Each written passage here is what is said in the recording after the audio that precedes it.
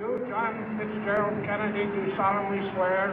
I, John Fitzgerald Kennedy, do solemnly swear. That you will faithfully execute the office of President of the United States. That I will faithfully execute the office of President of the United States. And will, to the best of your ability.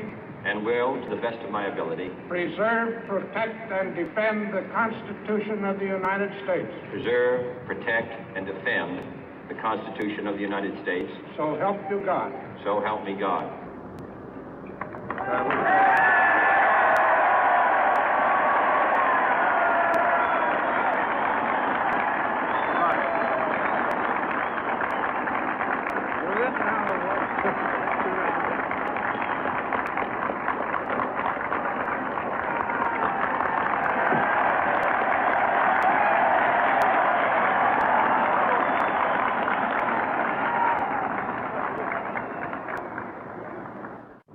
Vice President Johnson, Mr. Speaker, Mr. Chief Justice, President Eisenhower, Vice President Nixon, President Truman, Reverend clergy, fellow citizens.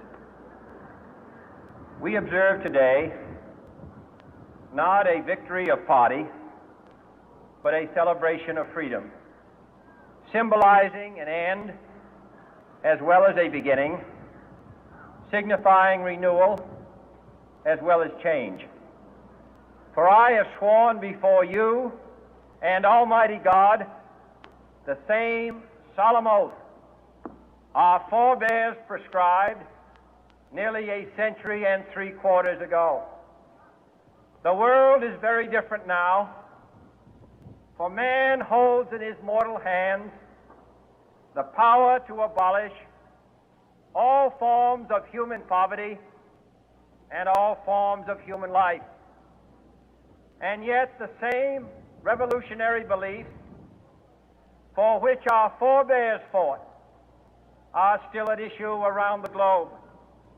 The belief that the rights of man come not from the generosity of the state, but from the hand of God. We dare not forget today that we are the heirs of that first revolution.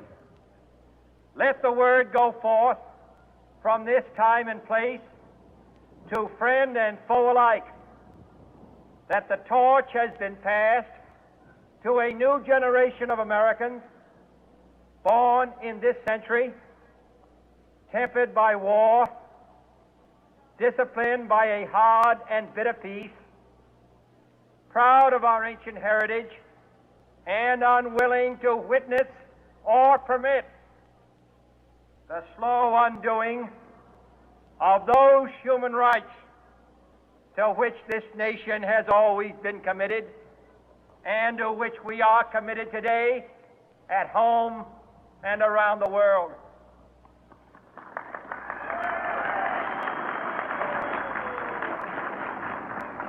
Let every nation know, whether it wishes us well or ill, that we shall pay any price, bear any burden, meet any hardship, support any friend, oppose any foe to assure the survival and the success of liberty.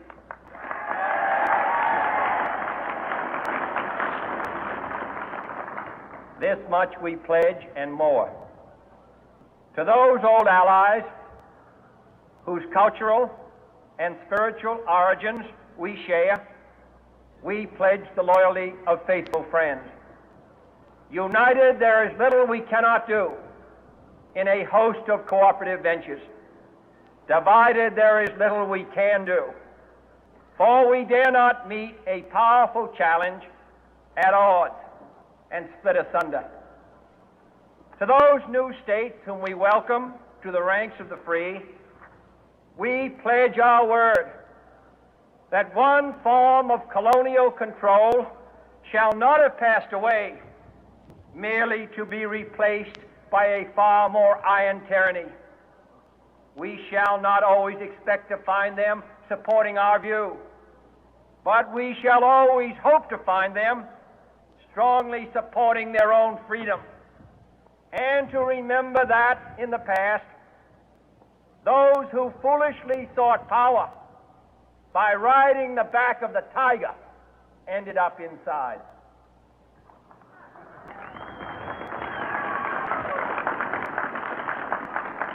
To those people in the huts and villages of half the globe struggling to break the bonds of mass misery, we pledge our best efforts to help them help themselves for whatever period is required, not because the communists may be doing it, not because we seek their votes, but because it is right. If a free society cannot help the many who are poor, it cannot save the few who are rich.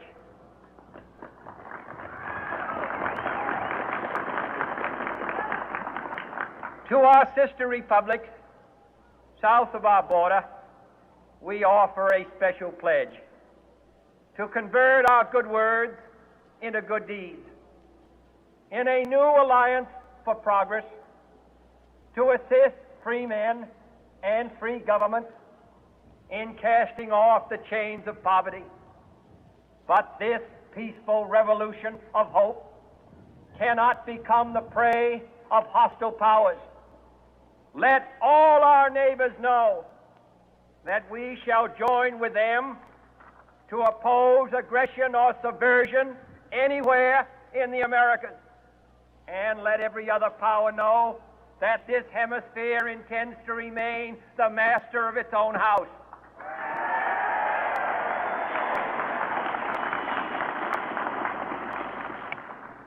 To that World Assembly of Sovereign States, the United Nations, our last best hope, in an age where the instruments of war have far outpaced the instruments of peace, we renew our pledge of support to prevent it from becoming merely a forum for invective, to strengthen its shield of the new and the weak, and to enlarge the area in which its writ may run.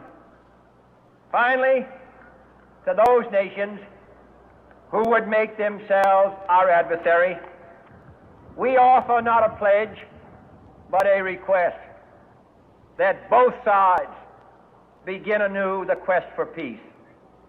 Before the dark powers of destruction, unleashed by science, engulf all humanity in planned or accidental self-destruction, we dare not tempt them with weakness, for only when our arms are sufficient beyond doubt can we be certain beyond doubt that they will never be employed.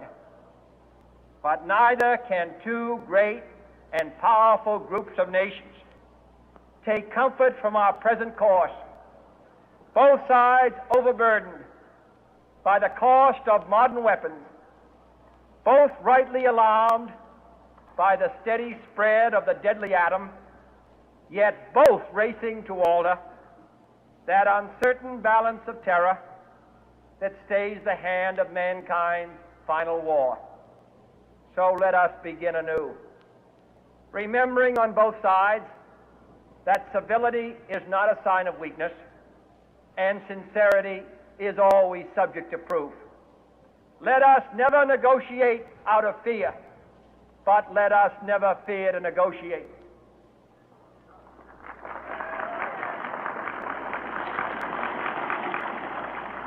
Let both sides explore what problems unite us, instead of belaboring those problems which divide us.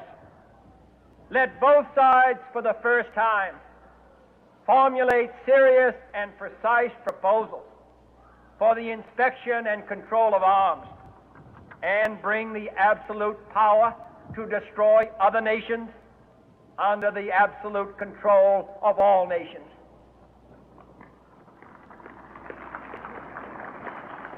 Let both sides seek to invoke the wonders of science instead of its terrors. Together, let us explore the stars, conquer the deserts, eradicate disease, tap the ocean depths, and encourage the arts and commerce. Let both sides unite to heed in all corners of the earth the command of Isaiah to undo the heavy burden and let the oppressed go free. And if a beachhead of cooperation may push back the jungle of suspicion, let both sides join in creating a new endeavor, not a new balance of power, but a new world of law, where the strong are just and the weak secure and the peace preserved. All this will not be finished in the first 100 days, nor will it be finished in the first 1,000 days, nor in the life of this administration, nor even perhaps in our lifetime on this planet. But let us begin.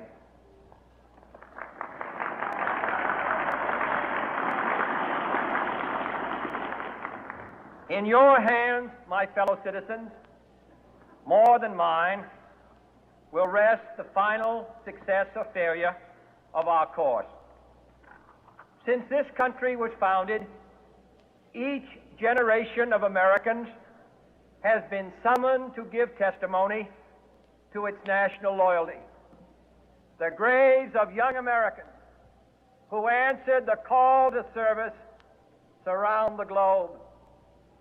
Now the trumpet summons us again, not as a call to bear arms, though arms we need, not as a call to battle, though in battle we are, but a call to bear the burden of a long twilight struggle, year in and year out, rejoicing in hope, patient in tribulation, a struggle against the common enemies of man, tyranny, poverty, disease, and war itself.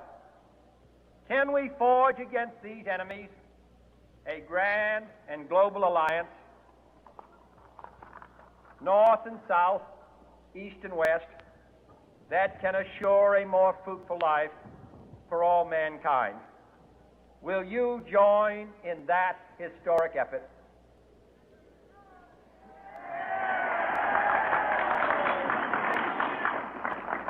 In the long history of the world, only a few generations have been granted the role of defending freedom in its hour of maximum danger. I do not shrink from this responsibility. I welcome it.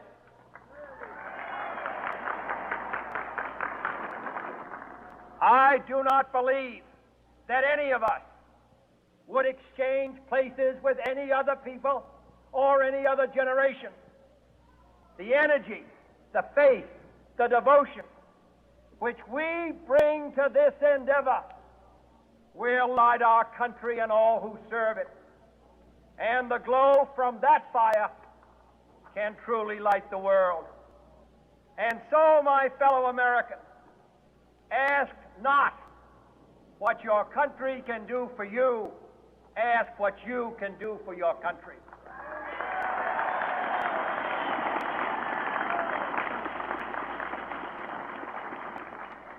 My fellow citizens of the world, ask not what America will do for you, but what together we can do for the freedom of man.